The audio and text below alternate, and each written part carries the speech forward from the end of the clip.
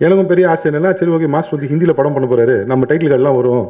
போனோடனே பார்த்தா படம் முடிஞ்சது. படம் முடிஞ்ச உடனே மாஸ்டர் என்ன சொன்னாங்கன்னா, அப்புறம் என்னடா நல்லா இருக்கடா, சூப்பராக இருக்கடா, என்ன அடுத்தது என்ன கதை வச்சிருக்கான்னு சொல்லி கேட்டாரு. மாஸ்டர் கையில் ஃபர்ஸ்ட் வந்து ஒரு 4-5 வேற கதை சொன்னேன். பார்த்தா எமோஷனே வரல. நான் அப்பவே சொன்னேன், மாஸ்டர் இது கொஞ்சம் கஷ்டம் மாஸ்டர், கொஞ்சம் வேலை கொஞ்சம் ரொம்ப வாங்குவேன் இந்த கதை. சொன்னோடனே மாஸ்டர் வந்து இது சூப்பராக இருக்கடா, இது நல்லா இருக்கடா, இது பண்ணலாம்டான்னு சொல்லி சொன்னேன். இப்போ பாருங்க தலை முடியல நிறைய ஆரம்பிச்சிச்சு. அந்த அளவுக்கு வேலை வாங்கிடுச்சு இந்த கதை. பார்க்கும்போது ஈஸியாக இருக்கும், ஆனால் இது டிஸ்கஷன் பண்ணும்போதுலாம் பாதி அஸ்டன்ட் வந்து ஓடி போயிட்டாங்க. ஏன் போகன், ஏன் எதுக்கு என் படம் பார்க்கணும், அவனுக்கு என்ன உரிமை இருக்குது, எதுக்கு நான் வந்து கேட்கணும், ஏன்னா இவருக்குள்ள அவருங்க அவருக்குள்ள இவருங்க சொல்லிட்டு பேசும்போதே கஷ்டம். கல்வனின் காலி சொல்லிட்டு ஒரு படம் பண்ண ப்ரொடியூசர் நான். எஸ்.ஜே. சூர்யா அண்ட் நயன்தாரா மேடம் வச்சு படம் பண்ணேன். 24 வயசில் ப்ரொடியூஸ் ஆகி ஓவர் ஆட்டம் தெரில, தோத்துட்டேன். எல்லா வந்திருக்கிற பத்திரிகை நண்பர்கள் எல்லாருக்கும் ஃபர்ஸ்ட் வணக்கம். இது என்னுடைய 2வது படம் போகன். போகனை பற்றி நிறைய விஷயங்கள் இன்னைக்கு கொஞ்சம் ஷேர் பண்ணணும்னு சொல்லிட்டு ஆசைப்பட்டேன். லைட்டாக பிட்டு பேப்பர்லாம் எடுத்துகிட்டு வந்திருக்கேன். சாரி. First Prabhudeva master. இந்த படத்துக்கு முக்கியமான காரணம் வந்து ஆக்சுவலாக வந்து பிரபுதேவா மாஸ்டர். ஏன்னா ஃபஸ்ட்டு நான் வந்து ரோமியோ ஜூலியட் படம் முடித்தோடனே ஜாலியாக ஒரு 1 மந்த் லீவு, ஹாப்பியாக இருக்க போகிறோம், என்ஜாய் பண்ணலாம் சொல்லிட்டு இருந்துட்டேன். அப்போ வந்து திடீர்னு வந்து என்ன சொன்னாங்கன்னா, கணேஷ் சார் வந்து ஃபோன் பண்ணார். இல்லை பிரபுதேவா மாஸ்டர் வந்து வர்றாரா, படம் பார்க்கறதுக்காக வர்றாரு சொல்லி சொன்னார். ஒரு ஷோ ஆர்கனைஸ் பண்ண சொன்னாங்க. ஷோ ஆர்கனைஸ் பண்ணி போட்டோம். எனக்கும் பெரிய ஆசை என்னென்னா, சரி ஓகே மாஸ்டர் வந்து ஹிந்தியில் படம் பண்ண போகிறாரு, நம்ம டைட்டில் கார்டெலாம் வரும், கதை லக்ஷ்மண் சொல்லிட்டு வரும் சொல்லிட்டு செம்ம அந்த சந்தோஷத்தில் வந்து நான் போனோடனே பார்த்தா படம் முடிஞ்சது. படம் முடிஞ்ச உடனே மாஸ்டர் என்ன சொன்னாங்கன்னா, அப்புறம் என்னடா நல்லா இருக்கடா, சூப்பராக இருக்கடா, என்ன அடுத்தது என்ன கதை வச்சிருக்கான்னு சொல்லி கேட்டார். மாஸ்டர் ஒன்றும் புரியல மாஸ்டர் அப்படின்னு சொல்லி கேட்டேன். இல்லைடா நான் ப்ரொடக்ஷன் ஸ்டார்ட் பண்ண போகிறேன், உன்னை டேரக்டரை வந்து ஓகே நல்லா நீ நல்லா எடுத்துருக்கே, வேறு என்ன கதை வச்சிருக்க சொல்லிட்டு கேட்டார். ஷாக்கு. ஏன்னா யார் மாஸ்டர் கையில் போய் நான் படம் பண்ணுறேன்னா ரொம்ப பெரிய சந்தோஷமான ஒரு விஷயம். நான் வந்து என்னென்னா இந்த போகன் கதையை ஃபஸ்ட்டு சொல்லவே இல்லை மாஸ்டர் கையில் ஃபஸ்ட்டு வந்து ஒரு 4-5 வேறு கதை சொன்னேன். பார்த்தா எமோஷனே வரல அங்கேருந்து. அதுக்கப்புறமா வந்து போகன் கதையை வந்து சொல்லி கொஞ்சம் இம்ப்ரெஸ் பண்ணலாம். எதுக்கு போகன் கதையை சொல்லலைன்னா பயம்.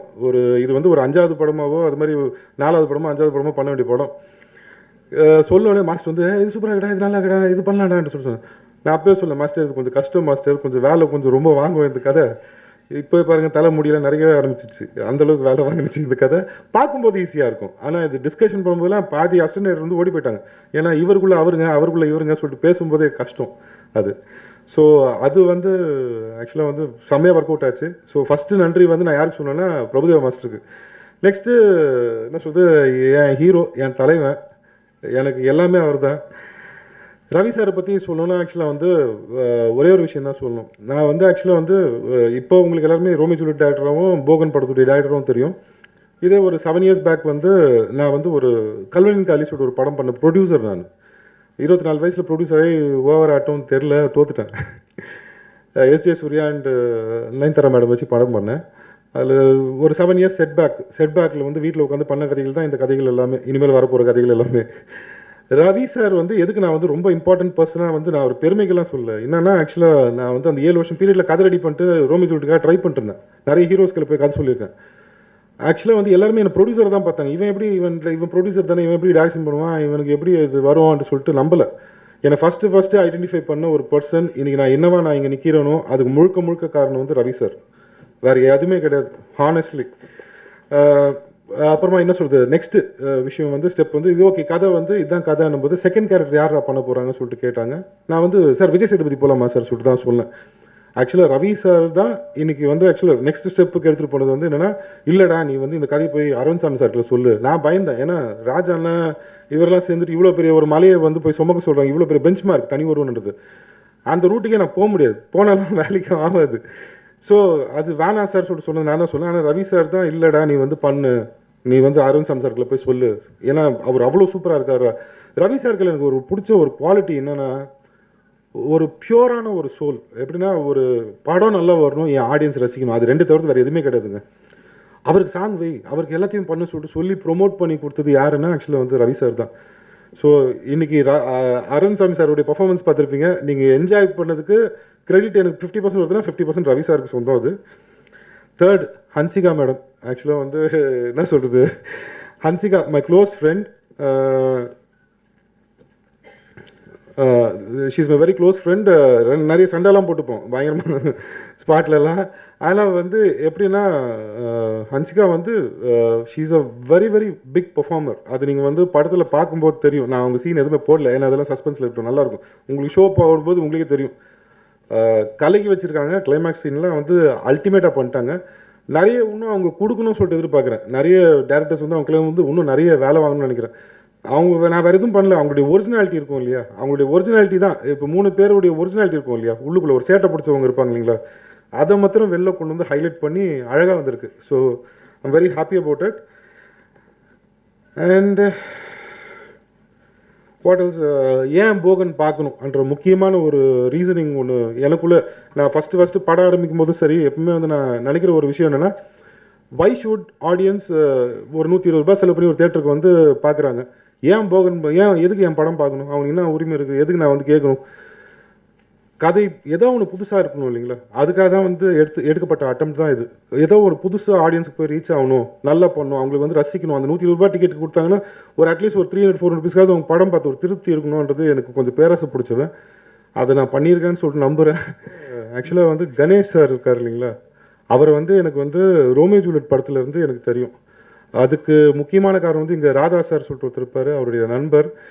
அவர் தான் எனக்கு எடுத்து போய் கணேஷ் சார் வந்து இன்ட்ரடியூஸ் பண்ணி விட்டது. கணேஷ் சார் வந்து எப்படி சொல்கிறது, ஹீஸ் அ மேஜிக்கல் பர்சன். அவர் ஒரு டிசிஷன் ஒன்று எடுப்பார் இல்லைங்களா, இந்த விஷயம்ன்றது ஒரு அசம்பிளிங்ன்றது வந்து ஒரு மிக இம்பார்ட்டண்ட்டான ஒரு ஜாப் இந்த படத்துக்கு. வந்து இந்த டீம் வந்து எனக்கே தெரியாமல் எனக்கு வந்து நிறைய விஷயங்களை அசம்பிளிங் பண்ணி இதை வந்து ஒரு ஒன்று சேர்த்து ஒரு ப்ராடக்டாக வந்து அவுட்புட்டாக இன்றைக்கி வந்திருக்கு இல்லைங்களா. காசு பற்றியெல்லாம் 10 பைசா ஒரு நாள் கூட கவலைப்பட்டதெல்லாம் கிடையாது. நல்லா பண்ணு, நல்லா பொருள் வரணும். அவருக்கும் எப்படின்னா ரவி சார் மாதிரி தான், ஆடியன்ஸு சந்தோஷமாக இருக்கணும், அதுக்கு என்ன பண்ணுமோ பண்ணான்ட்டு சொல்லி என்னை ஃபுல் அண்ட் ஃபுல் என்கரேஜ் பண்ணி என்னை வழிநடத்தி சென்றவர். மிகப்பெரிய தேங்க்ஸ் டு ஹிம். அவ்வளோதான். இல்லை, இந்த படத்தில் என்னுடைய தங்கை மகன் வருண் ஆக்ட் பண்ணியிருக்காப்புல. நீங்கள் பார்த்தீங்க, எனக்கு ஒரு இன்ஸ்பெக்டர் ரோல். ரவி கூடவே படம் ஃபுல்லாக வந்திருப்பாப்புல. அவனை பற்றி பேசணும்னு நினச்சேன், நான் மறந்துட்டேன். எனக்கு இப்போ படம் ஏற்கனவே பார்த்துட்டேன், பட் இங்கே ஸ்க்ரீனில் பார்க்கும்போது ரொம்ப நல்லா பண்ணியிருந்தாப்புல, ரொம்ப சந்தோஷமாக இருந்துச்சு. அவனும் இந்த படத்தில் நல்ல ரோல் நடிச்சிருக்காப்புல. தேங்க்யூ. அவனையும் நீங்கள் கொஞ்சம் நல்லா பண்ணி விடணும். Thank you very much. Hello all, எல்லோரும் welcome to all the media and press people. So இது போகனோட release press meet. We have very high expectations for the film. நீங்கள் எல்லோரும் பார்த்துருப்பீங்க இப்போ ஒரு கிளிம்ஸ். ஸோ படத்தை நீங்களும் வந்து பாருங்கள், ஃபுல்லாக பாருங்கள். We have organise the press show also later. So பார்த்துட்டு give us good reviews and take us to the next level. First தேவியை கொண்டு போன மாதிரியே எங்களை இந்த படத்தையும் நீங்கள் தான் கொண்டு போகணும். Welcome all. தேங்க்யூ. போகன் தனிவரன் காம்போக்கு அப்புறம் சேம் எக்ஸ்பெக்டேஷன் வந்த படம். ஸோ அதில் நானும் ஒரு பாட்டாக இருக்கிறதுல ரொம்ப பெருமை தான். ஃபர்ஸ்ட் பிரபுனாக்கு தான் தேங்க்ஸ் சொன்னோம். அண்ட் அது மூலியமாக தான் இப்படி வந்தேன். அண்ட் ரவினா, அரவிந்த் சாமினா, இந்த சீன் பார்த்துருப்பீங்க. இது வந்து இந்த சீன் வந்து அன்றைக்கி அரவிந்த் சாமினா இல்லை, ரவினா இல்லைன்னா இந்த சீன் நான் இந்த மாதிரி பண்ணியிருக்க வாய்ப்பே இல்லை. ஏன்னா அவர் தான் கூட இருந்து என்னை எப்பவுமே கலாய்ச்சிட்டு இருப்பாங்க, டேய் வாக்கிங் பண்ணது போடண்டா வாடா வாடா அப்படின்ட்டு. ஸோ அந்த வாக் வந்து நான் சொன்ன வாக் வந்து இதுதான் ஆக்சுவலி. ஸோ இது வந்து வரத்துக்குள்ளே டேரக்டர்னும் சரி ஃபுல்லாக பிடிச்சி தொல்லை பண்ணி ஒரு குழந்தை விட்டு, ஒரு நம்ம பேரண்ட்ஸ் வந்து குழந்தைய விட்டு போனாங்கன்னா குழந்தை அழுவ ஆரம்பிச்சிடும்ல, அந்த மாதிரி இவரை வந்து கூடயே வச்சு அண்ணா வந்துச்சேனான்னு சொல்லி உயிரை எடுத்துருப்பேன்னு நினைக்கிறேன். So I'm happy. அண்ட் படமாகவும் சூப்பராக வந்திருக்கு. எல்லாம் தேட்டர் வந்து பாருங்கள். You love it to the core. Thank you. ஏன்னா நான் எதுவும் பண்ணுறதில்ல, எல்லாம் சார் தான் பண்ணுறாரு, பேர் மட்டும்தான் நம்மள அப்படின்னு சொல்லிட்டு இருந்தேன். அப்போ என்னை கேட்டாங்க, இப்போ ரீசன் கேட்டுட்டு இருந்தாங்க உள்ள, சார் உங்களுக்கு டைரக்ஷன் ஈஸியாக இருக்கா, ஆக்டிங் ஈஸியாக இருக்கா, ப்ரொடியூசிங் ஈஸியாக இருக்கா சார்? அப்போ பார்க்குறதுக்கும் இப்போதுக்கு என்ன சார் டிஃப்ரென்ஸு? ஹன்சிகா கிட்ட எப்படி வரலாம்? அப்போ அம்மாவோட வந்தாங்க, இப்போ இன்னும் இம்ப்ரூவ்மெண்ட் ஆகி அம்மா எல்லாமே வர்றாங்க, அதுவே பெரிய இம்ப்ரூவ்மெண்ட். மீன்சாமி சார் வந்து இதுக்கு முன்னாடி ஐ மீன் சார் அந்த சமயத்தில் அப்படியே சாஃப்டாக பார்த்துட்டு டக்குன்னு இவர் இப்படி பார்க்கும்போது வேறு மாதிரி இருக்குது. சில படங்களை போய் தேட்டரில் போய் ஃபஸ்ட் ஷோ நம்ம போய் உட்காந்து ஜனங்களோட பார்க்கணும்பா அப்படின்னு இருக்கலாம். அந்த மாதிரி படம் இது.